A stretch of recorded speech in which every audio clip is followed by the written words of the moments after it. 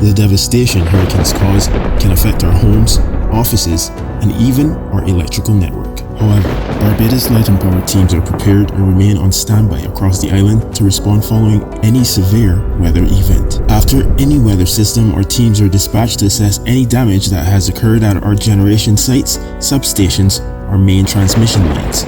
Light and Power's next priority is to ensure that the essential services across the island are safely restored.